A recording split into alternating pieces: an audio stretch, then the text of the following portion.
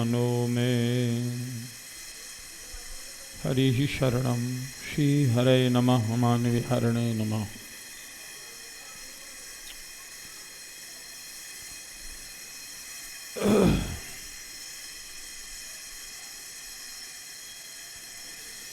हम लोग साधन भक्ति विषयक चर्चा विगत कई दिनों से कर रहे हैं। तो रूप गोस्वामी जी ने विविध पुराण और संहिताओं के अनुसार साधक भक्त किस प्रकार से साधन करते हैं, यह बात साधकों को समझाने का और जीवन में आत्मसात करने के लिए साधकों में यह रुचि हो, इसके लिए बता रहे हैं। क्योंकि साधन जब ठीक होता है तो साध्य की प्राप्ति सुलभ हो जाती। अब साधन ही ठीक नहीं है तो साध्य कैसे प्राप्त हो। उदाहरण के लिए समझो, जैसे मान लीजिए हम पौधा रोपण कर रहे हैं और जहाँ पौधा लगा रहे हैं वह भूमि उपजाऊ नहीं है, ऊसर है, और उसमें खाद पानी नहीं लगाया, गुड़ाई नहीं की, तो वृक्ष नहीं होगा, फसल नहीं होगी। ऐसे बहुत से उदाहरण हो सकते हैं।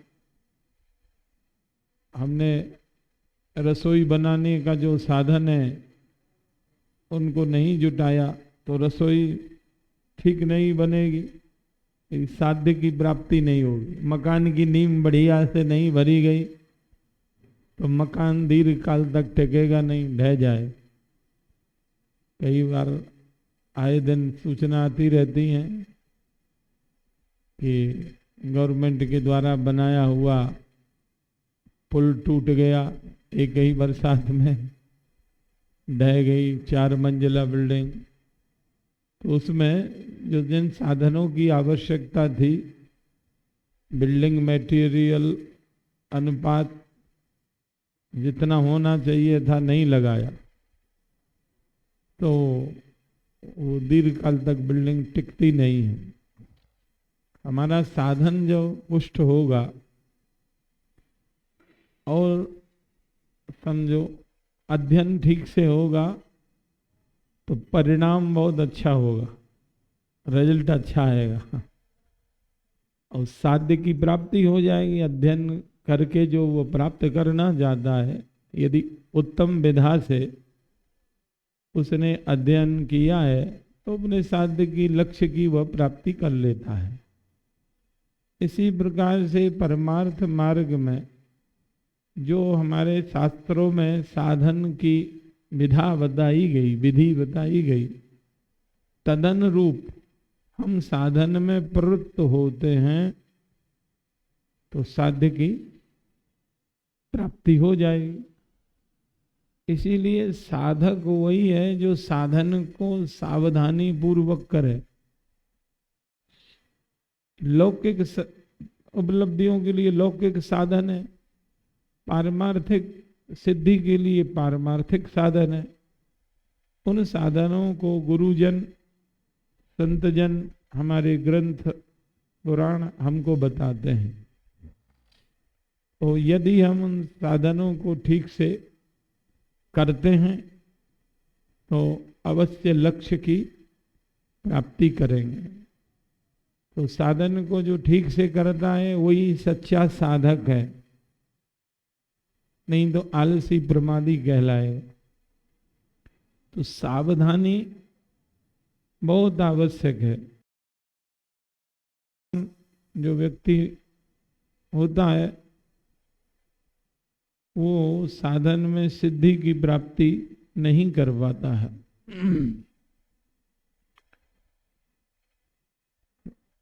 श्रीमद् भागवत में साधकों के लिए बता रहे हैं कि यद यद इष्टतमं लोके यच्चाति प्रियमात्मनः तत्तत् निवेदयेन मह्यं तदानन्त्याय कल्पते।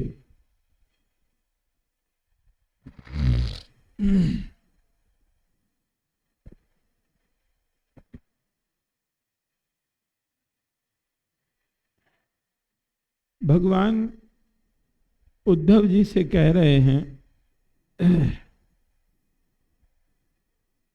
कि संसार में जो जो वस्तु तुमको श्रेष्ठ लगती हो, प्रतीत होती हो, यद यद इष्टतमम, इष्ट माने प्रिय वस्तु, संसार में जो भी तुमको प्रिय है,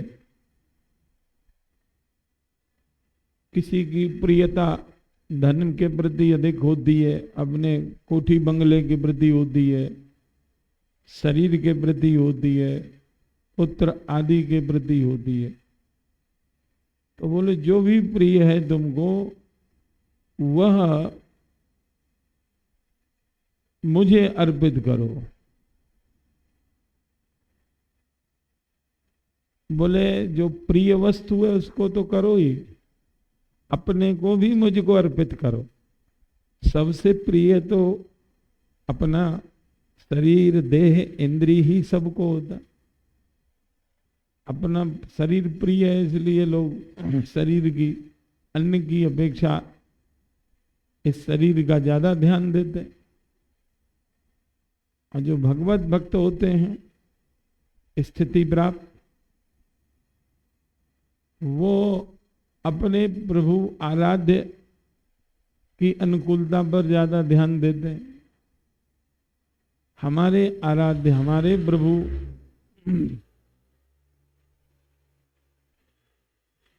घट घटवासी अंतर्यामी रूप से जितने देहधारी लोग हैं वो सब में विराजमान है, इसलिए वो सबका प्रिय करना चाहता है, वो सबकी सेवा करता है, सबका आदर करता है। उसकी ऐसी दृष्टि होती है। तो अपने को और जो मुझको भी प्रिय है, ठाकुर जी को जो प्रिय वस्तु है, बोले वह मुझको समर्पित करो।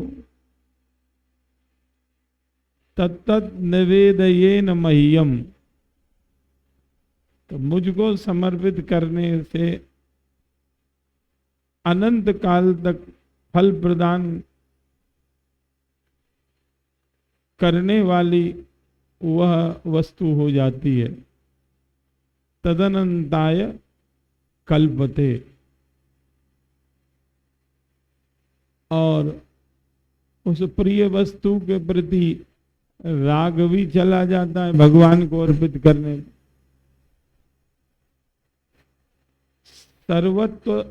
सर्वस्व समर्पण तभी होता है जब अपना कहने लायक कुछ भी ना रहे अपने पास। जो है सब प्रभु का है, प्रभु के लिए है, प्रभु के जनों के लिए है।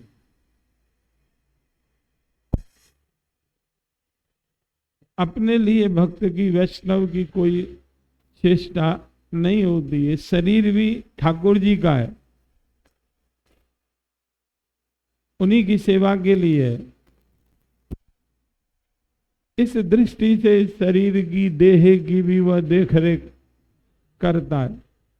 अपना समझ के, अपने सुख के लिए वह इस शरीर का भी उपयोग नहीं करता।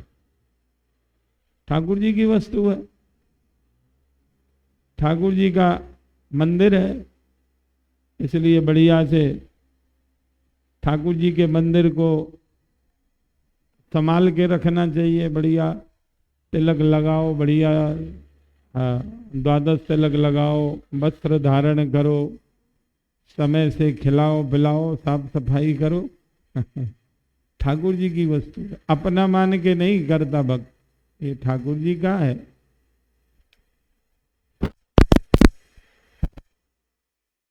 लौकिकी वैदिकी वापी या क्रिया क्रियते मुने, हरि सेवानुकूले व सा कार्या भक्ति मिच्छिता। भगवत भक्ति चाहने वाले को चाहिए कि वह लौकिकी वैदिकी जो भी क्रिया या चेष्टा करे भगवान की प्रसन्नता के लिए करे। कितने भक्त ऐसे हुए हैं जिन्होंने पूरे परिवार को भगवान की सेवा में समर्पित कर दी, सेवा में लगा। आज भी बहुत से ऐसे वैष्णव हैं, भक्त हैं, वो ना अपने लिए, जैसे ब्रह्मा जी ने कहा ना, ब्रजवासियों के लिए कि इनका धाम, अर्थ, पत्नी, पुत्र, घर सब आपके लिए। यह ब्रजवासी हो या भगवत भक्त हो, उसका अपना अपने लिए कुछ भी नहीं, सब ठाकुर जी के लिए है, भगवत सेवा के लिए। इसलिए ठाकुर जी के नाते ही वो सारा व्यवहार उसका होता है। ठाकुर जी की वस्तु है, ठाकुर जी के भक्तों के काम आ गई, ठाकुर जी के काम आ गए। कहीं भी उसमें राग ममता उसकी नहीं रहती। कहते हैं तवास्मि इति वदन वाचा तथैव मनसा विदन तत्स्थानम आश्रितस्तन्वा मोदते शरणागतः। मैं आपका हूँ ऐसा भक्त जब कहता है, या मैं आपकी शरण में हूँ, मन से ऐसा वह मानता है, अनुभव करता है कि मैं प्रभु का हूँ, प्रभु की शरण में हूँ, तो वो सदा भगवान की जो शरणागत है, प्रभु को जिसने अपना मान लिया है, वो सदा आनंदित रहता है, मैं प्रभु का हूं। अरे छोटा मोटा अधिकारी का कोई बालक होता है, अरे परिचय भी होता है, तो भी वो छाती चौड़ा के चलता है, मैं तो डीएम साहब से हमारा परिचय है, मंत्री जी हमारे। तो भक्त क्यों भय करेगा? वो सर्व जगत नियंता, जगत सृष्टा, जो सारे जगत की सृष्टि करता है, उसको अपना मान लिया है, वो भक्त उनसे अपना अपनत्व रखता है, तो वो काहे का भय करेगा किसी से? इसका मतलब ये नहीं कि वो अहंकारी होता है, अहंकार करता है, लेकिन यह तो रहता ही है भक्त को, हम हैं श्री राधे जीव के बल अभिमानी, टेढ़े रहत मोहन रसियासों, बोलत अटपट बानी। तो यह अभिमान तो भक्त को रहना ही चाहिए। हम किसी ऐरे गहरे नथु खैरे के नहीं हैं, हम श्री जी के हैं, हम ठाकुर जी के। तो ऐसा जो अपने को भगवान का करके रहता है, भगवान को अपना मान लेता है, वो सदा आनंद में रहता है। वाल्मीकि रामायण में भी इसी भाव का श्लोक आता है, शक्रदेव प्रपन्नाय तवास्मि इति याचते, अभयम सर्वभूतेभ्यो ददामि एतद् व्रतम मम। सकृत माने एक बार भी कोई यह कह दे, हे प्रभु मैं आपका हूँ, हे गोविंद मैं आपका हूँ, प्रपन्न होके, शरणागत होकर तवास में, हे गोविंद मैं आपका हूं, बोलो। हे किशोरी जी मैं आपका हूं, आप हमारी हो, हम तुम्हारे हैं। एक बार भी जो कह देता है तो कह रहे हैं भगवान, बोले अभयम सर्वभूतेभ्यो, उसको समस्त प्राणियों से मैं अभय कर देता, निर्भय कर देता, उसको किसी का भय नहीं रह जाता है। एतद व्रतम मम, ये मेरा व्रत है, संकल्प है। हम लोगों ने कह दिया किशोरी जी से हम आपके हैं, जैसे तो आपके कहने का मतलब अब हमारा कुछ नहीं है। ऊपर से जीवा हिला दी चमड़े की आपके, लेकिन जब श्री जी के हैं तो अब श्री जी के होके ही रहना चाहिए। संसार का विषयों का या मान प्रतिष्ठा का नहीं बनना। हमको अहंकारी नहीं बनना है, हमको विषयों का दास नहीं बनना है, हमको कृष्ण दास बनना है, हमको श्यामा का दास बनना है। तब हम आपके, जो जिसका होता है ना वो उसके लिए ही जीता है, वो जीवन उन्हीं के लिए होता है। अपने लिए जी रहे हैं, ऊपर से कह दें प्रभु आपके हैं। वो आरती गाते हैं ना, तेरा तुझको अर्पण प्रभु क्या लागे मेरा, लेकिन 10 रुपया भी कोई ले ले तो दे, हमारा पैसा ले लिया तो फिर तेरा तुझको अर्पण क्या हुआ। या 10-5 हम देखते हैं जेब में नोट रखी हैं और सब कुछ भगवान का है, तो उसमें देखेंगे सबसे पुरानी, सबसे रिजेक्ट और सबसे छोटी नोट कौन सी है वह ठाकुर जी को अर्पित की जाए बाकी तो सब हमारी तो फिर हम श्री कृष्ण के कहाँ हुए। अभी तो भेद बना हुआ है कि ये सब बेकार का जो वस्तु है वो ठाकुर जी के लिए, बाकी सब हमारा। तो एक महात्मा का हमने दर्शन किया था, एक यज्ञ में गए थे, तो उनको कोई कहता महाराज जी वो यज्ञ में सामग्री लानी है, तो ऐसे ही बैग रखते, हाथ डालते, लो ले जाओ, ना गिनना ना कुछ, वो अपने आप गिने ना गिने, जो भी करे ले जाओ। किसी ने दे दिया, डाल दिया, गिना। तो हमने देखा वो बड़ा अच्छा यज्ञ हुआ, उसमें ना कोई कमी आई ना कोई कलह क्लेश, बड़ी शांति से संपन्न हो।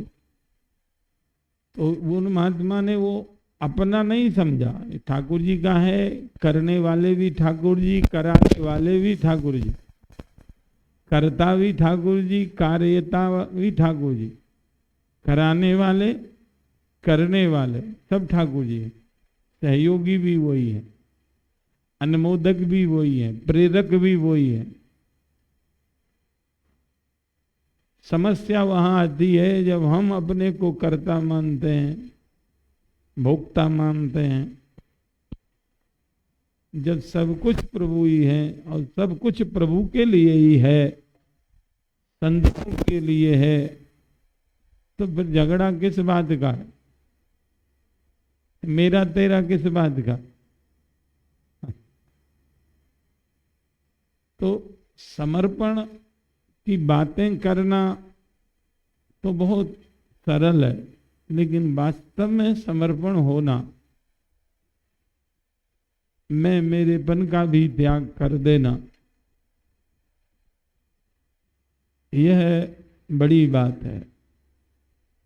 और भक्त लोग करते हैं, संत लोग करते हैं, सर्वस्व अपना ठाकुर जी के लिए समर्पित कर देते हैं। तो तवास्मि, मैं आपका हूं, ऐसा जो कहता है उसको भगवान निर्भय कर देते हैं सब जगह से, कहीं उसको भय नहीं रहता। लोक परलोक में जहां भी रहेगा, सब परिस्थितियों में, सब समय में, सब लोकों में, सब अवस्थाओं में वो निर्भय रहे। महात्माओं को देखो, जंगल में देखो, वृक्ष के नीचे कुटिया में मस्त आनंद है। कोई कुछ ले गया, उठा कर गए, अरे आवश्यकता होगी ले गया, क्या हो, अच्छा है, उसके काम आए। अपना कुछ है ही नहीं। वो मस्ती होती है, ये नहीं कि पेन गायब हो गया तो पूरा दिन ही पेन के झगड़े में खराब हो गया। हाय हाय रे, हमारा कलम क्यों गायब हो गया, किसने लिया। जैसे बालक लोग लड़ते हैं, ऐसा नहीं होता। त्वाम प्रपन्नोस्मि शरणम देव देव जनार्दना इति अशरणम प्राप्तस्तम क्लेशाद उद्धराम्यहम्। तो हे देवादिदेव, हे जनार्दन, ये नृसिंह पुराण में वर्णन है।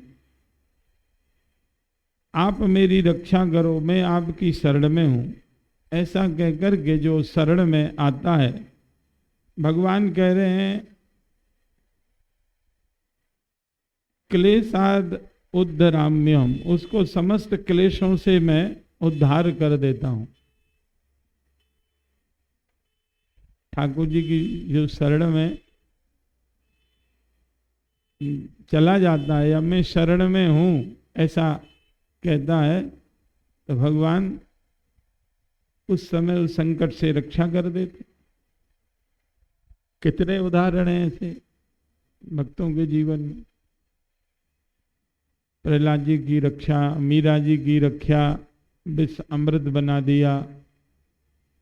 और ध्रुव जी की रक्षा तप करने के लिए गए हैं, सिंह व्याघ्र सब जा रहे हैं। करमेती बाई वृंदावन में आई है, तो वहाँ विधर्मी लोग को दृष्टि किए तो नृसिंह रूप में विराजमान हो गए। भाग गया वो विधर्मी, भगवान गुर्राने लगे। तुलसीदास जी की रामायण चुराने चोर पहुंच गए, तो राम लखन धनुष बाण लेके पहुंच गए।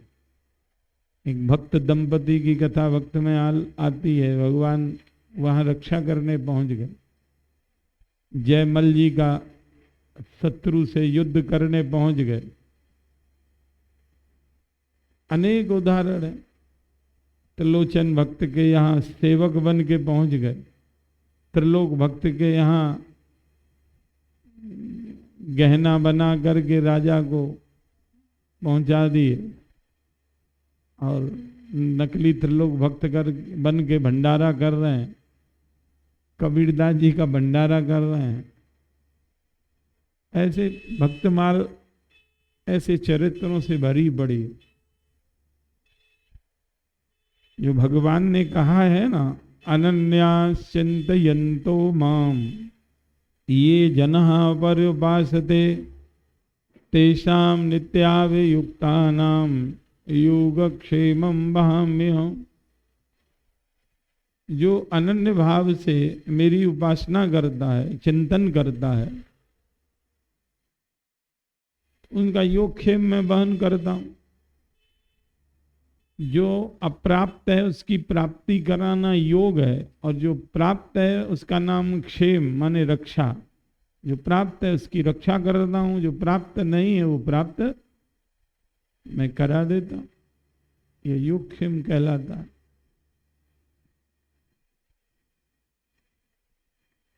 आगे तदीयानां सेवनम तुलस्याः सेवनम। भगवान के जो भक्त हैं, साधक हैं, साधन भक्ति की चर्चा चल रही है ना, तो उनको तुलसी जी का सेवन करना चाहिए। तुलसी जी को कैसे सेवन करना चाहिए बता रहे हैं स्कंद पुराण का उद्धरण देते हुए। या दृष्ट्वा निखिलाघ संग शमनी स्पृष्ट्वा वपु पावनी रोगाणाम अभिवंदिता निरसनी सिक्तांतक त्रासनी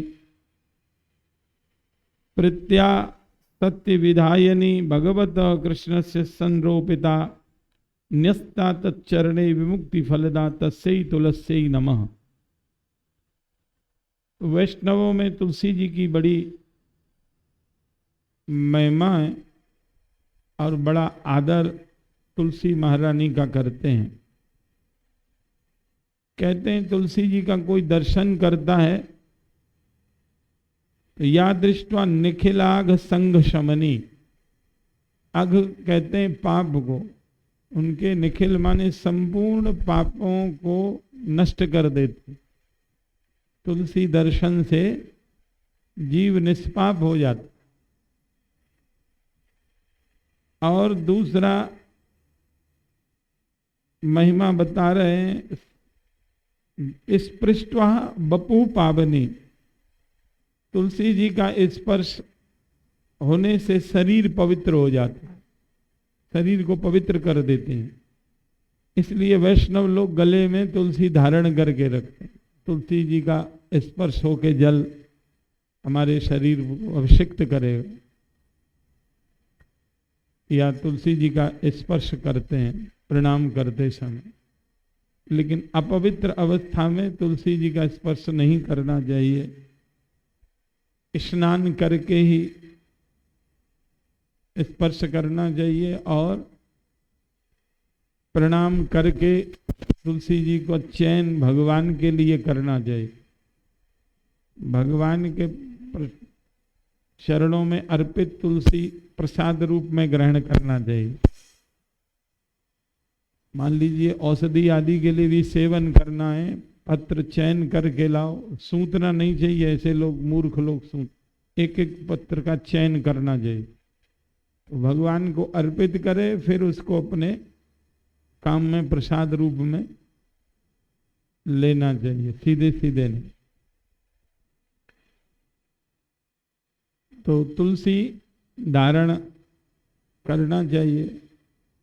बोले गुरु जी तो है नहीं, गुरु जी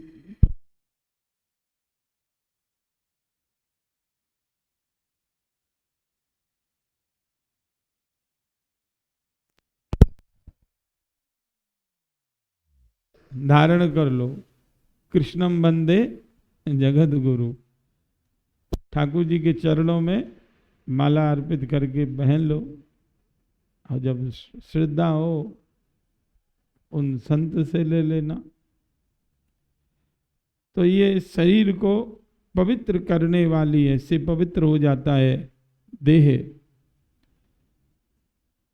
रोगाणाम अभिबंधिता, तुलसी जी को प्रणाम करने से रोगों का निरसन हो जाता है। निरसनी रोगाणा नाम, तुलसी जी को जो वंदन करता है, प्रणाम करता है, वो रोगों से छुटकारा पा लेता है।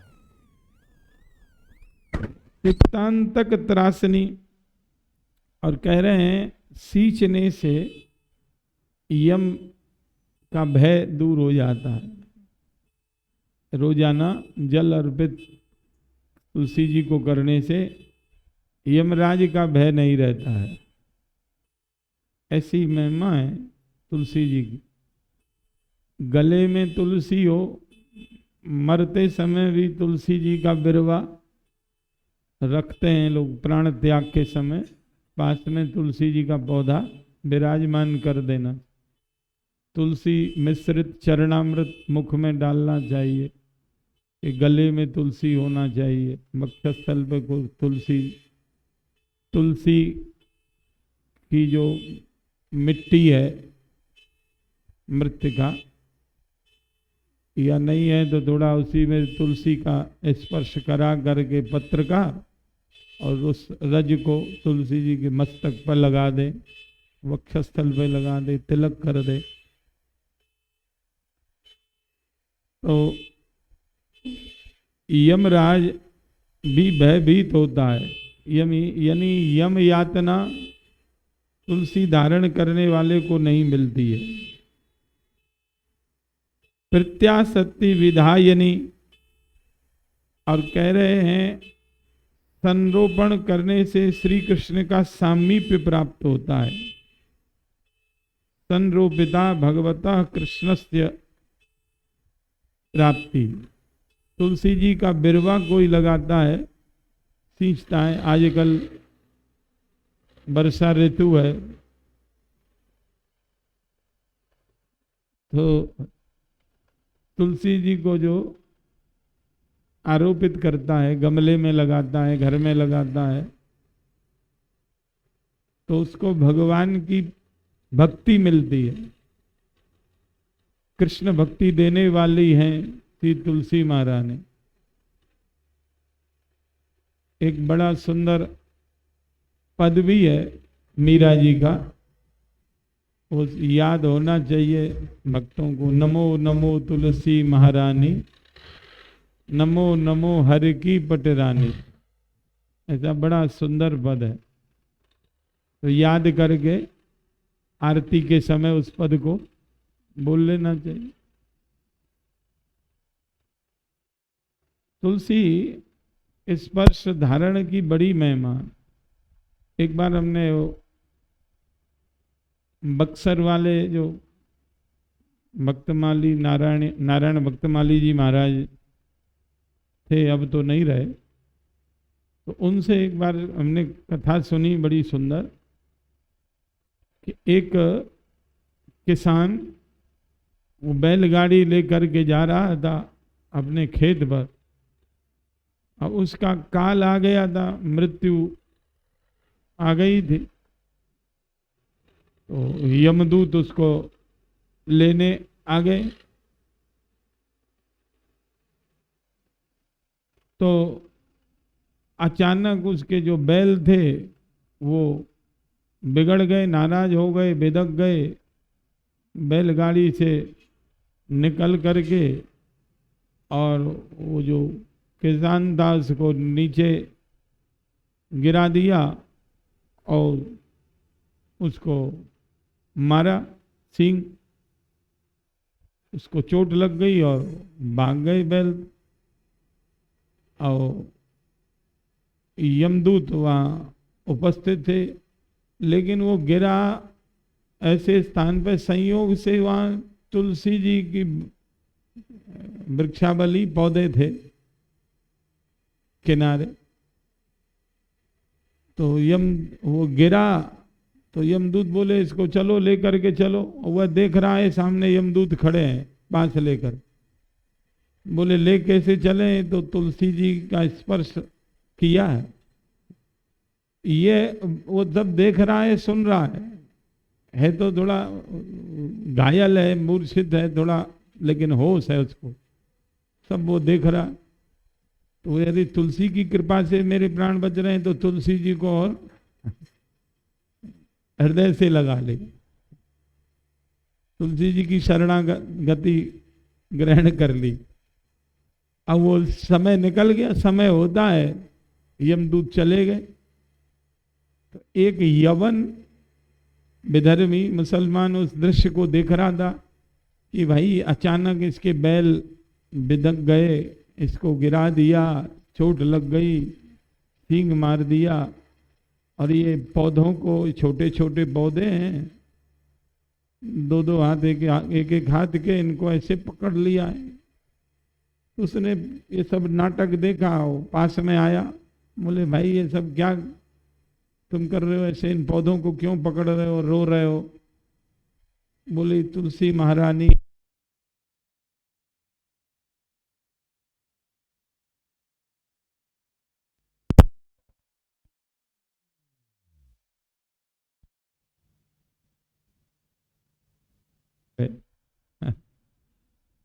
बोलो तुलसी महारानी की जय। तो ऐसी महिमा तुलसी जी की, हर वैष्णव के गले में तुलसी होनी ही चाहिए। तो हाँ, उस यवन ने यह चमत्कार देख करके तुलसी धारण शुरू कर दिया, तुलसी धारण करना, विदर्भी ने। कैसी महिमा है तुलसी जी की, उसने तो प्रत्यक्ष देखा था, वो भी तुलसी पहनने लगे। रसखान जी के विषय में कहते हैं वो तो तुलसी जी का पूरा बोझा डाल करके रखते थे। बोले भैया मैं बड़ा पापी हूँ, इसलिए तुलसी अधिक चाहिए हमको। एक हमारे गिरिराज जी में है ब्रजवासी, वो तुलसी जी की माला बेचते हैं, तो वो भी पूरा गट्ठर गले में परिक्रमा में पड़ते हैं, डाल के रखते हैं 50 मालाएं मोटे मोटे तुलसी। गले में तुलसी भले एक दाना होना चाहिए भक्त वैष्णवों के गले।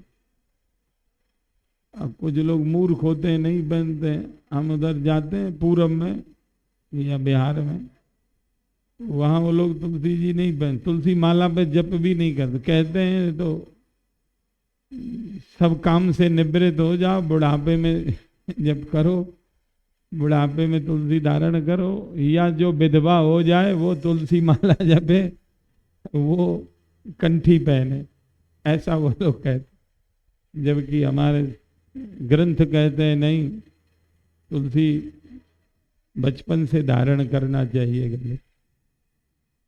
कई लोग ऐसे मूर्ख होते हैं। न्यस्ता तच्चरणे विमुक्ति फलदा तस्यै तुलस्यै नमः।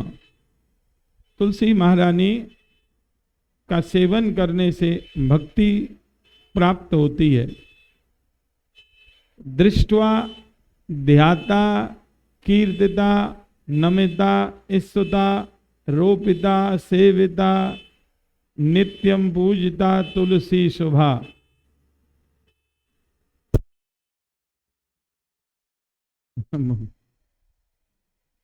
चलिए, दृष्टवा माने तुलसी के दर्शन से, ध्यान करने से, तुलसी जी का कीर्तन स्तुति करने से, नमस्कार करने से, तुलसी को रोपित लगाने से, जल सिंचित करने से, सेवन करने से, तुलसी युक्त चरणामृत लेने से तुलसी जी सदा कल्याण का विधान करती हैं। यदि तुलसी जी का दर्शन करो, प्रणाम करो, स्मरण करो, स्तुति करो, भक्ति मिलेगी, ठाकुर जी का प्रेम मिले, रोग आदि से निवृत्ति होगी।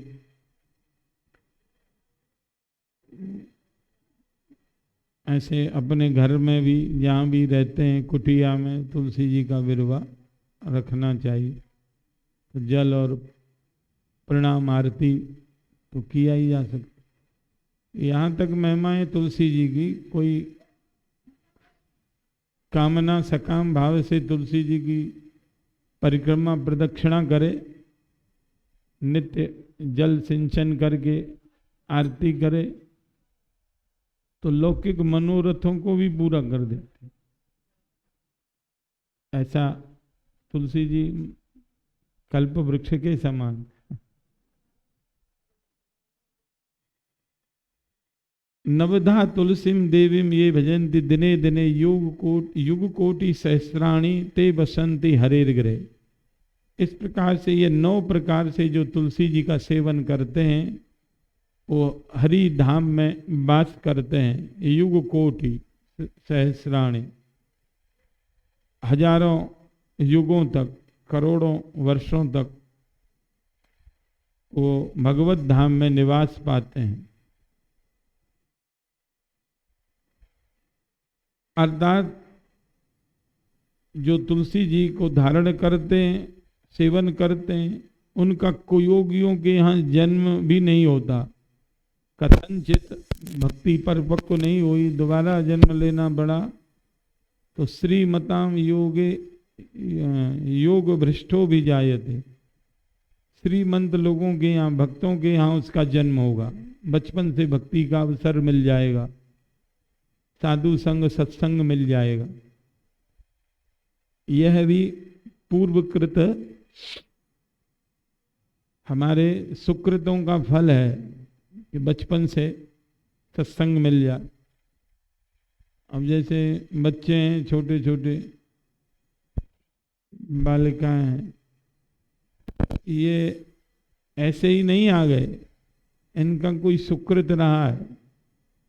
यानी इस अवस्था में खेलना कूदना खाना सोना यही रहता है संसार में। ये बड़े अच्छे अच्छे साधु साधक लोग इतना साधन नहीं कर पाते।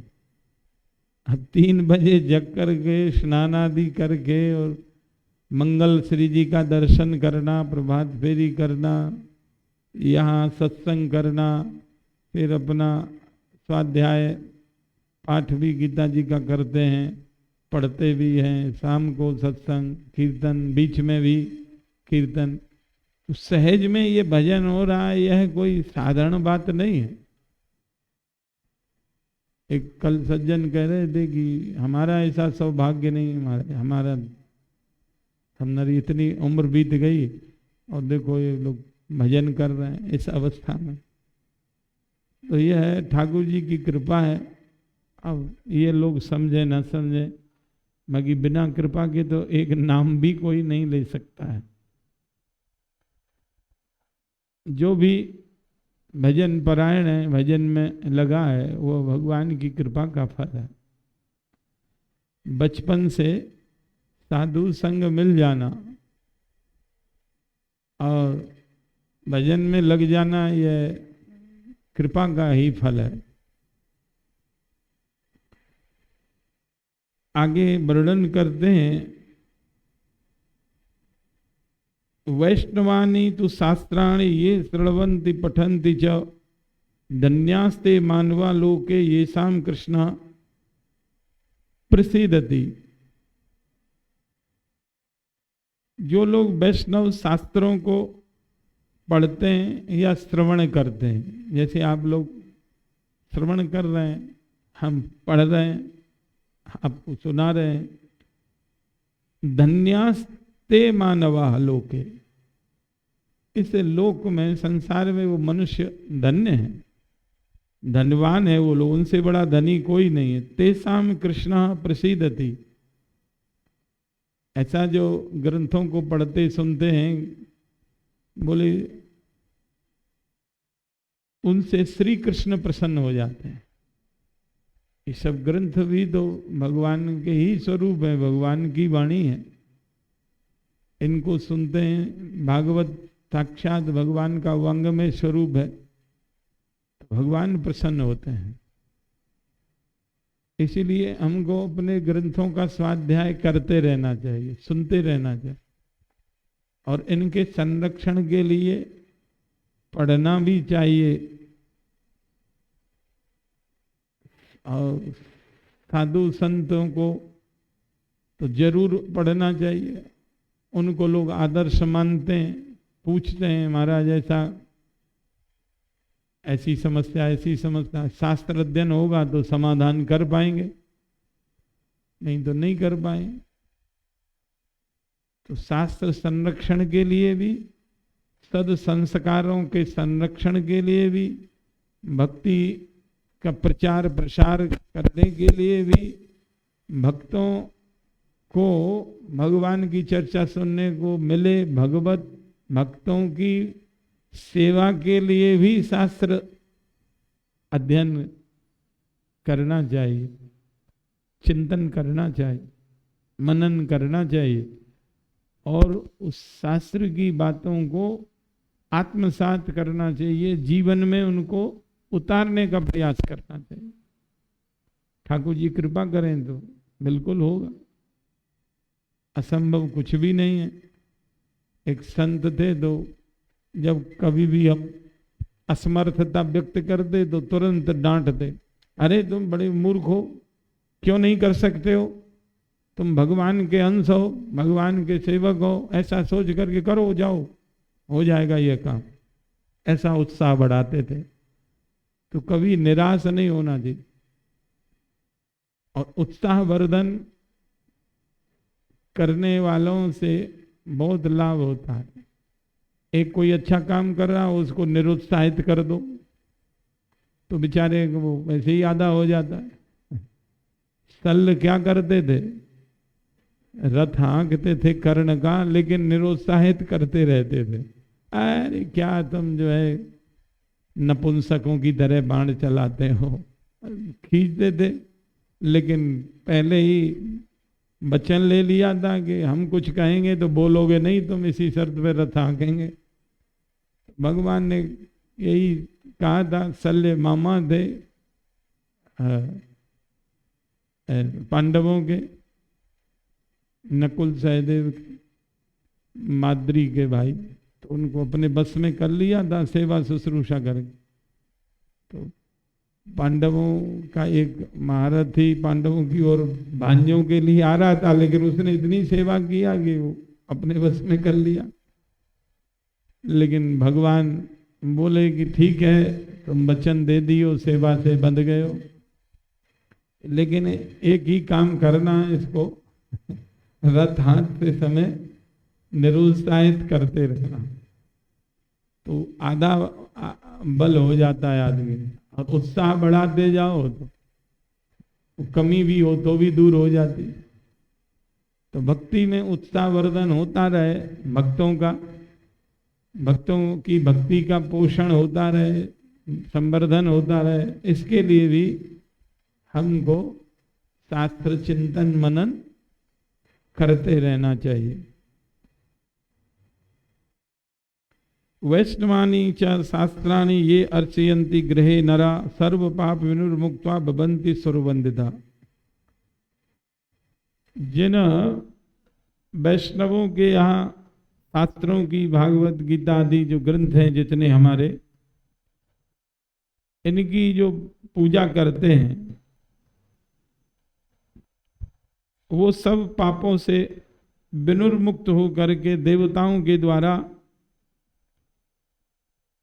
अभिनंदित होते हैं, वंदित होते हैं। देवता भी उनकी स्तुति करते हैं।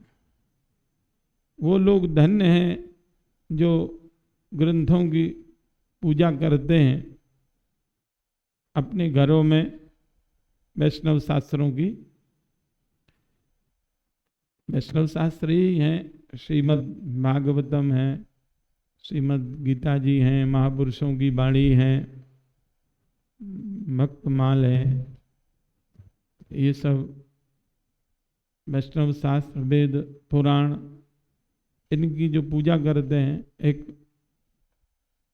विप्र देवता थे, उनको देखा उन्होंने 4 वेद, 18 पुराण, गीता, भागवत और अन्य वाणी सब बड़ी सुंदर आसन लगा के विराजमान कर रखा था, और नित्य उनको प्रणाम करना, पुष्प चढ़ाना, आरती करना, और स्तुति में एक एक पुराण का एक एक श्लोक और वेदों का एक एक मंत्र उच्चारण करते, साष्टांग प्रणाम करते, और नित्य कोई ना कोई ग्रंथ पढ़ते थे।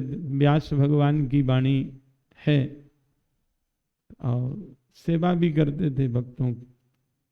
अब तो बहुत दिन हो गए, पता नहीं है या नहीं। तो अपने ग्रंथों का आदर, आसन लगा के भागवत जी विराजमान करके नित्य प्रणाम करना चाहिए, पूजा करना चाहिए। ऐसा हमने संतों के मुख से सुना है, पुरानी बात है। कोई बड़े भागवत जी के उपासक थे, महात्मा, तो उनके एक शिष्य थे, लेकिन वो अनपढ़ थे, अक्षर ज्ञान, अक्षर बोध उनको नहीं था। तो गुरु जी को देखते थे तो वो भी प्रणाम करते थे भागवत जी को, और पास रखते थे। गुरु जी कहे कि चल पढ़ा नहीं है तो कोई बात नहीं, तू प्रणाम कर लिया कर, पुष्प चढ़ा के आरती कर लिया गया। ऐसा ही वो करते थे। तो एक दिन उनकी वो गुरु आज्ञा का पालन किया, इसी बात से ठाकुर जी रीझ गए और भागवत जी से ही उनको प्रकट होकर के दर्शन दे दिए। बोलो भक्तवत्सल भगवान की जय।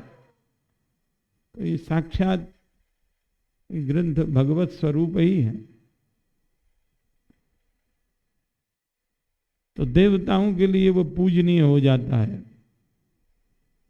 और जहाँ ये भागवत जी की पोथी, गीता जी की पोथी विराजमान रहती है, वहाँ स्वयं नारायण निवास करते हैं, भगवान निवास करते हैं। तो ऐसे ही उल्टे सुलटे नहीं फेंकना चाहिए ग्रंथों को। कई लोग रखते हैं लेकिन धूल छा रही है, फट रहे हैं या चूहा खा रहे हैं, ऐसा नहीं। आदर सहित उनको विराजमान करना चाहिए, तब ग्रंथ कृपा करेंगे।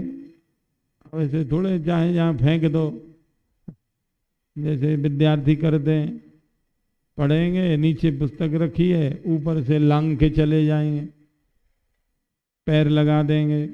भूल से यदि ऐसा हो तो प्रणाम करना चाहिए तुरंत, नहीं तो उस पर ग्रंथों की कृपा नहीं होती, भगवान की कृपा नहीं होती। कहते हैं श्रीमद् भागवत समस्त शास्त्रों का सार है, वेदांत का सार है। उसके कथामृत का पान करके जो तृप्त व्यक्ति है, उसको अन्य वाणियों में आनंद नहीं आता है। ये देखा भी जाता है, जो भागवत जी के उपासक हैं ना, उनका फिर अन्य ग्रंथों में मन लगता नहीं। सार है भाई, वृक्ष के पत्ती, टहनी, छाल, लकड़ी में स्वाद कितना आएगा? है वो वृक्ष का ही फल। आम्र वृक्ष पर फल लगा और वह पक गया, तब खाओ, क्या आनंद है। अब छाल को चबाओ तो मुंह भी छिल जाएगा, पत्ते को चबाओगे तो कसैला लगेगा। वो फल सबके लिए आस्वादनीय होता है, पोषण करने वाला होता है। तो फल की अलग महिमा है ना। तो श्रीमद् भागवत भी निगम कल्प तरोर गलितम फलम। वेद, भगवान जो वेद कल्प वृक्ष है, उस वेद रूपी वृक्ष का यह पका हुआ फल है श्रीमद् भागवत। निगम कल्प तरोर गलितम फलम, वेद रूपी कल्प वृक्ष का पका हुआ फल। तो सबके लिए रस और आनंद तो मिलेगा ही मिलेगा। भागवत को पढ़ने, समझने और तदनुरूप भक्ति करने में जो लग गया, उसको कुछ करने की कोई आवश्यकता नहीं। ऐसा ये है दिव्य ज्ञान है। और जितने विरक्त हैं, चाहे ग्रस्त हैं, भजन करने का जिनका लक्ष्य है, उनसे विशेष संत इच्छा करते हैं। और हमारी भी प्रार्थना है कि कैसे भी समय निकाल करके एक अध्याय अवश्य पाठ करना चाहिए, पढ़ना चाहिए। और विरक्त महात्मा हैं, उनको गीता जी का एक अध्याय और एक अध्याय एकादश स्कंद भागवत जी का, वैसे तो पूरा बार बार आवृत्ति करो, लेकिन एकादश स्कंद को अवश्य पढ़ना चाहिए। हमारे बाबा बताते हैं पहले महात्मा जो विरक्त दीक्षा दी जाती थी तो सबसे पहले उनको भागवत का एकादश स्कंद और गीता जी ये दो ही पढ़ाया जाता था। इनको पाठ करने को कहा जाता था, समझने को कहा जाता। ज्ञान मार्गी वेदांत का चिंतन करते हैं, वो भी अच्छा है। तो वैष्णवों का परम धन है श्रीमद् भागवतम। आगे वैष्णवों के लिए सेवनीय बता रहे हैं आदि वाराह पुराण से। मथुराम च परित्यज्य सो अन्यत्र कुरुते रते मूढ़ो भ्रमति संसारे मोहितो मम माया। जो लोग मथुरा मंडल को छोड़ के, मथुरा से तात्पर्य पूरा मथुरा मंडल अर्थात ब्रज भूमि को छोड़ करके जो अन्यत्र रति करता है, मूढ़ो भ्रमति संसारे मोहितो मम माया, वह मूर्ख मेरी माया के चक्कर में पड़ कर के संसार के आवागमन के चक्कर में भ्रमण करता रहे। कई लोग होते हैं, अरे गर्मी बहुत है, हम तो उधर रहते हैं हिमालय में 6 महीने, कुल्लू मनाली में, उत्तराखंड में, हिमाचल में। ऐसे कई महात्माओं की जगह जगह कुटिया रहती हैं जहाँ उनका भजन में अनुकूलता होती है, वहाँ चले जाते। लेकिन धामनिष्ठ जो होते हैं वो ब्रज को छोड़ करके नहीं जाते हैं।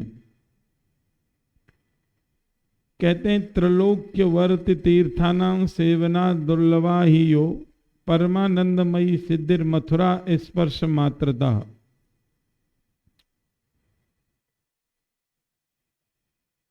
बहुत सुंदर बात कह रहे हैं। ये ब्रह्मांड पुराण का उदाहरण देते हुए कि प्रेम लक्षणा जो भक्ति है, तीनों लोकों के तीर्थों का सेवन करने से भी प्राप्त करना दुर्लभ है प्रेम लक्षणा भक्ति को। लेकिन वह भक्ति सिद्धिर मथुरा स्पर्श मात्रता, इस ब्रज भूमि के स्पर्श मात्र से प्राप्त हो जाती। प्रेमा भक्ति देने वाली है यह भूमि। सब साधनों का फल भगवान की भक्ति है, प्रेमा भक्ति। वो यह भूमि का गुण है। भूमि का अपना अपना गुण होता है ना। जैसे केसर जो है वो यहाँ नहीं होगी, कहाँ होती है? कश्मीर में। नारियल कहाँ होता है? समुद्री जलवायु, समुद्र के तटीय इलाकों में, तटीय राज्यों में नारियल होता है। तो सब जगह के लिए अनुकूलता, सब फसलों के लिए सब जगह नहीं होती। तो यहाँ ये ब्रज भूमि और अन्य भूमियों को साधन भूमि कहा, जितने तीर्थ हैं, क्षेत्र हैं, लेकिन यह फल रूपा है, साध्य है ब्रज भूमि।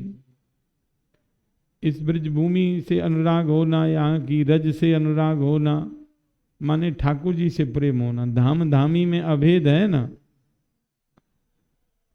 ब्रज के महात्मा लोग कहते हैं, मुक्ति कहे गोपाल सो मेरी मुक्ति बताए, ब्रज रज उड़ मस्तक लगे मुक्ति मुक्ति है जाए। बोले मुक्ति, तू मुक्ति चाहती है तो ब्रज में चली जा, और वहाँ आते जाते ब्रज प्रेमी भक्तों की रज तेरे ऊपर उड़ उड़ के पड़ेगी, तेरी मुक्ति है जाएगी। जो मुक्ति सबको मुक्त करती है, उस मुक्ति की मुक्ति ये ब्रजरज करने वाले हैं। ब्रजरज की बड़ी महिमा। जितने भी प्रेमी अनुरागी भक्त हुए हैं, उन्होंने ब्रज भूमि का बड़ी निष्ठा से सेवन किया है, हृदय से लगा के रखा है। सूरदास जी के विषय में बताते हैं, लिखा है कि जीवन भर ब्रिज में रहे, ठाकुर जी को पद सुनाए। जब जाने लगे तो उनको सीधा लिटा दिया, तो बोले नहीं हमको उल्टा लिटाओ। बोले जीवन भर हमने ब्रिज रज को हृदय से लगा के रखा है, अब पीठ दे के नहीं जाएंगे। तो साष्टांग प्रणाम करते हुए शरीर छोड़ दे, हृदय से लगा के रखा। इतना प्रेम ब्रिज भूमि के प्रति होता है महात्माओं का।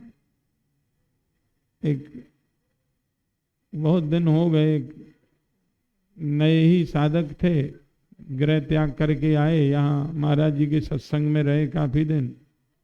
उनके माता पिता लेने आ गए कि कुछ दिन चलो फिर आ जाना, तो वो दबाव में बेचारे तैयार हो गए, चले गए। तो जब जाने लगे ऐसे वो रो रहे थे कि क्या बताया यार, जैसे बेटी की विदा करते समय माता पिता रोते हैं, ऐसे वो रो रहे थे। यानी उनका सत्संग में, धाम में श्रद्धा हो गई, प्रेम हो गया। अब फिर लौट के भी आए, कुछ दिन और रहे, फिर अपना जैसा उनका अनुकूलता थी कहीं दीक्षा लेके भजन में लग गए। तो ऐसा क्यों हुआ? प्रेम था धाम से। ये भूमि भी ना चिन्मयी है, धाम भगवान का चिन्मय है, तो भक्तों का सहज अनुराग होता है। अब देखिए हमारे बाबा का कितना प्रेम गहवर वन से इसकी रक्षा के लिए, पर्वतों की रक्षा के लिए, ब्रिज के सभी कुंड, तीर्थ, मंदिर सुरक्षित हों, उनका जीर्णोद्धार हो। ये ब्रिज की गाय हैं, इनके लिए कुछ हो, ब्रिजवासियों को उपचार मिले, अस्पताल भी खोल दो। हाँ, गाय ब्रिज की हैं, ये ना कटें, इनके लिए भी सेवा होनी चाहिए। वो सब हो रहा है, चल रहा है। तो ये सब क्यों हुआ? धाम की निष्ठा के लिए अनशन किया, यहाँ के महात्माओं ने धरना दिया। तो धाम, धामी में अभेद है, इसलिए ये सब महात्मा लोग करते हैं, गुरुजन लोग करते हैं। और हमारे सामने ब्रिज की हानि हो, ब्रिज की संस्कृति धरोहर नष्ट हो, ये ठीक नहीं है। तो युग प्रभाव है, जो ऐसा प्रयास करते हैं उन्हीं को लोग अपना शत्रु समझ बैठते हैं, विरोध करते रहते हैं। लेकिन प्रयास करते रहना चाहिए।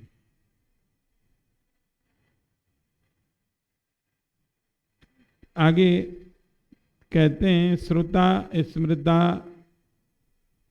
कीर्तिता च वांछिता प्रेक्षिता गता स्पृष्टा श्रिता सेविता च मधुरा मथुरा अभीष्टदा नृणाम इति ख्यातम पुराणेषु विस्तार अभियोज्यते। कह रहे हैं ग्रंथकार कि मथुरा के नाम का श्रवण या ब्रज भूमि का, वृंदावन का नाम श्रवण, स्मरण, कीर्तन, यहाँ का वास या वास की इच्छा, या बीच बीच में आकर के वास करना, दर्शन इस भूमि का करना, यहाँ के स्थलों का दर्शन, गमन, यहाँ तीर्थ स्थानों में घूमना, प्रदक्षिणा परिक्रमा करना, यहाँ का आश्रय सेवन, ये सब मनोवांछित जो तुम्हारे मनोरथ हैं उस सब को पूर्ण करने वाला है। यह बात अनेकों पुराणों में लिखी है।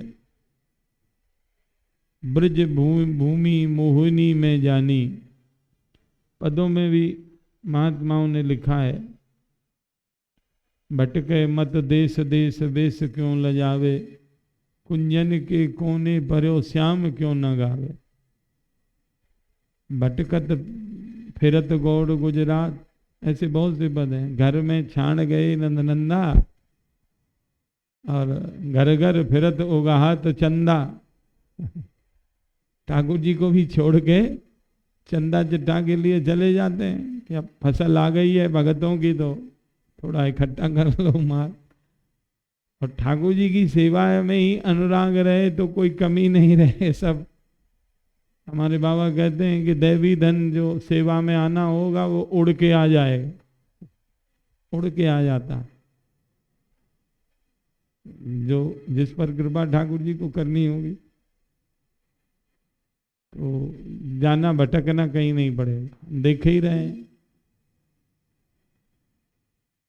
आराधना नाम सर्वेशा नाम विष्णु आराधनम परम, तस्मात् परधर्म देवी तदीया नाम समर्चनम। बहुत सुंदर ये पद्म पुराण का श्लोक है। कह रहे हैं कि समस्त आराधनाओं में जितनी आराधना है, जितनी प्रकार की आराधना की विधाएं हैं या देवी देवताओं की आराधना की विधाएं हैं, उन सब में भगवत स्वरूप की आराधनाओं में भगवान श्री कृष्ण की आराधना सर्वश्रेष्ठ है। विष्णुर आराधनम परम। इधर उधर अर्चा पूजा करना, आदत तो सबका करना चाहिए, उपेक्षा किसी की नहीं करते हैं, लेकिन अनन्य भाव से ठाकुर जी की पूजा करने से सबकी पूजा हो जाती है। जुगल सरकार की पूजा में किंतु तस्मात् परतरम देवी, कृष्ण आराधना से भी बढ़कर के तदीया नाम समर्चनम, भगवान के भक्तों की आराधना सेवा और श्रेष्ठ है। मद भक्त पूजा अभ्यधिका, भागवत में भी कहते मेरे भक्तों की पूजा मेरे से अधिक है, बढ़कर के है। तो देखिए ठाकुर जी की सेवा करें, साथ में भक्तों की सेवा करेंगे तो ठाकुर जी को और अधिक प्रसन्नता होगी। भक्तों की सेवा ही ठाकुर जी की सेवा। आज हमारे हितेश भाई हैं, सेवा करते हैं, हम इनकी प्रशंसा के लिए नहीं कह रहे हैं, अचानक ऐसे ही पूछ लिए थे। तो एक माता जी रहती हैं, भजन करती हैं गुजरात से, वह स्वस्थ हो गई तो उनको दिखाने रात में ले गए। तो यही प्रसंग हम देख भी रहे थे कि सुनाएंगे। तुमने कहा देखो भगवान ने अपनी सेवा से बढ़ के भक्तों की सेवा को बताया। भक्तों की सेवा से शीघ्र ठाकुर जी प्रसन्न होते हैं। आपने बहुत अच्छा किया। ये शास्त्र सम्मत बात, उनका आशीर्वाद मिलेगा, उसी से भक्ति बढ़ जाए। सेवा से बड़ा कोई साधन नहीं है। भक्त सेवा सर्वोपरि। यहाँ तक कि अपने निजी भजन से भी बड़ी गुरुजनों की सेवा, भक्तों की सेवा को मानना चाहिए। भजन का फल भी उनकी सेवा मिल जाए, उनकी सेवा में प्रमाद नहीं करे। परस्पर भी एक दूसरे भक्तों की सेवा करनी चाहिए, वृद्धों की सेवा करनी चाहिए। यही तो भजन है। किसी एक संत का आशीर्वाद मिल गया तो बस हो गया, बन गया काम। अपने साधन अपने बल से जो पुरुषार्थ से उपलब्धि सैकड़ों जन्म में भी नहीं होगी, वह भक्त वैष्णव संत गुरुजनों की सेवा से सहज में हो जाती। ऐसी महिमा है भक्त सेवा। तो हम सबको ही ऐसा भाव रखना चाहिए, सेवा भाव भक्तों के प्रति, और कुछ न कुछ सेवा किसी वैष्णव की बन जाए, और नहीं कुछ तो आदर ही भक्त को दे दिया जाए, नाम कर दिया जाए, हरि नाम सुना दिया जाए, कुछ ठाकुर जी की अच्छी चर्चा सुना दीजिए। हमारे बाबा कोई भी आता, कहीं से भी आता, तो कुछ उसको श्री जी की चर्चा सुना देते गहबर बन की, और कहते जाओ 2-4 मिनट श्री जी का नाम लेना, तुम बरसाने आए हो तो यहाँ से नियम लेके जाओ, ठाकुर जी का नाम लेना, भले ही 2 मिनट लेना, जाओ प्रसाद पाओ, इतनी ही बात कर, और कुछ नहीं। धाम में आए हैं, श्री जी की कोई ना कोई कृपा है, और वो कृपा गुरुजनों के द्वारा प्राप्त होती है। तो भजन की प्रेरणा देना, सत्संग की प्रेरणा देना, इससे बहुत बड़ी सेवा हो जाती। सत्संग की भी प्रेरणा देनी चाहिए, कीर्तन की प्रेरणा, परस्पर अच्छी चर्चा करो, अच्छी प्रेरणा दो, अच्छे विचार होंगे हृदय में, तब न दूसरे को अच्छे विचार हम दे पाएंगे। कचरा भरा रहेगा, राग द्वेष में ग्रसित रहेंगे, तो वही काना फूंसी करते रहेंगे किसी के कमरे में जाकर के। तो इससे तो आई भक्ति चली जाएगी, थोड़ा बहुत मिला भी वह चला जाएगा, रहेगा नहीं। तो सावधान रहना चाहिए साधक जीवन में। एक राम सुखदास जी की छोटी सी पुस्तक भी है,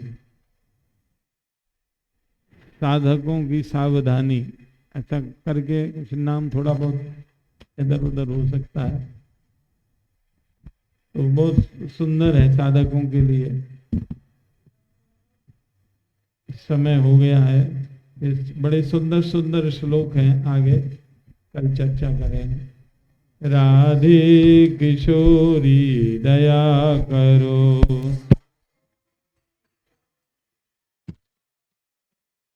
हमसे दीन न कोई जग में, हमसे दीन न कोई जग में। बान दया के तनक धरो, बान दया के तनक धरो। राधे किशोरी दया करो, राधे किशोरी दया करो। सदा डरी दीनन पे श्यामा, सदा धरी दीनन पे श्यामा। यह विश्वास जो मन ही करो, यह विश्वास जो मन ही करो। राधे किशोरी दया करो, राधे किशोरी दया करो। विषम विषय विष ज्वाल माल में, विषम विषय विष ज्वाल माल में। विविध ताप तापन जुझरो, विविध ताप तापन जुझरो।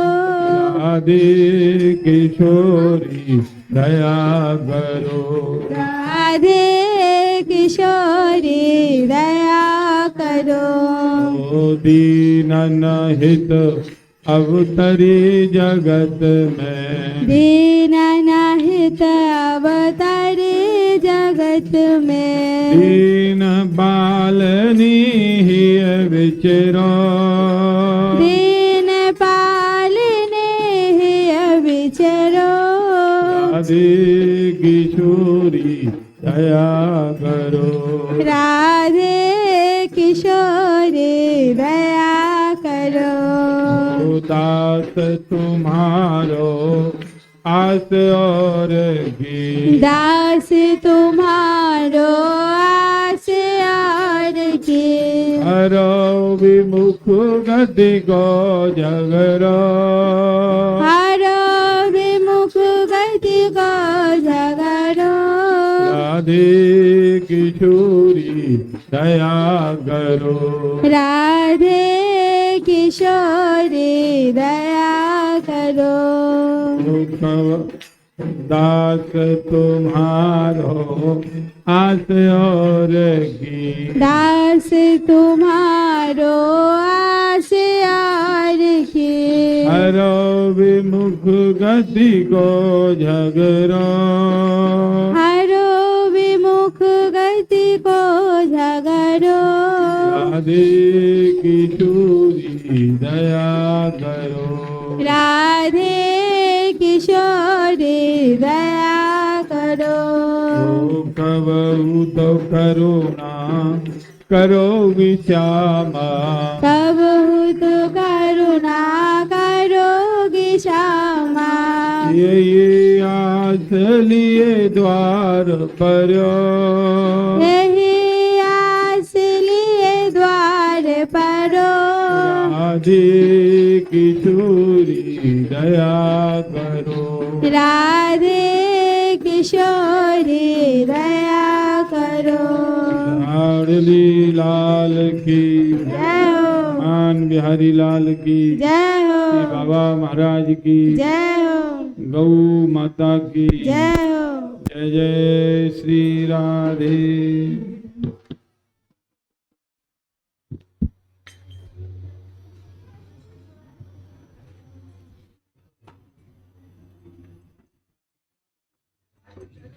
चालू करिए ना। राधे श्याम सबको सूचना है, निमंत्रण है, भंडारे का निमंत्रण। भागवत जी का भंडारा है रस मंदिर में, तो सब संत भक्त और विद्यार्थी बालक बालिका सबका निमंत्रण है। भागवत जी का प्रसाद लें आप लोग जाके। राधे राधे।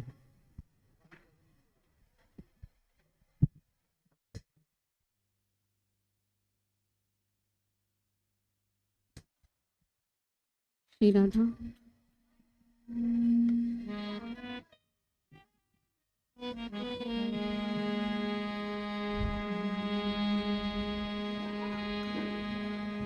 राधे कृष्णा राधे कृष्णा कृष्णा कृष्णा राधे राधे राधे श्यामा राधे श्यामा श्यामा श्यामा राधे राधे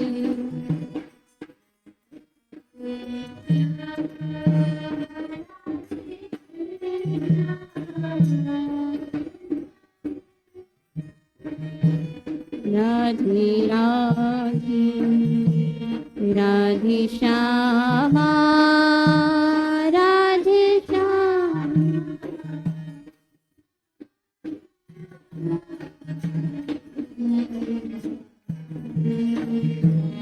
राधे कृष्णा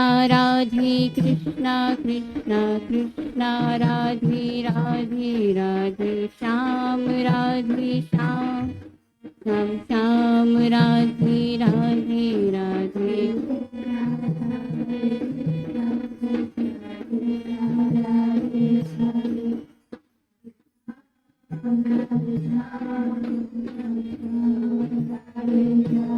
राधे कृष्णा कृष्णा कृष्णा राधे राधे राधे श्याम श्याम श्याम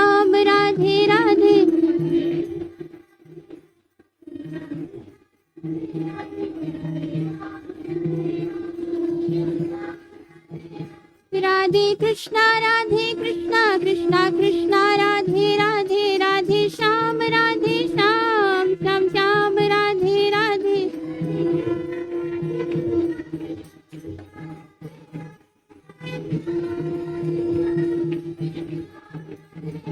राधे कृष्णा कृष्णा कृष्णा राधे राधे राधे श्याम श्याम श्याम राधे राधे राधे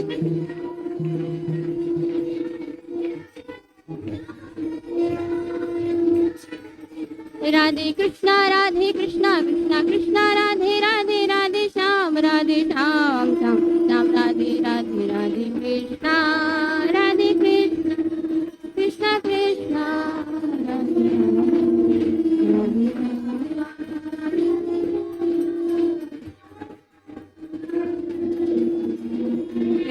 कृष्णा राधे कृष्णा कृष्णा कृष्णा राधे राधे राधे श्यामा श्यामा श्यामा श्यामा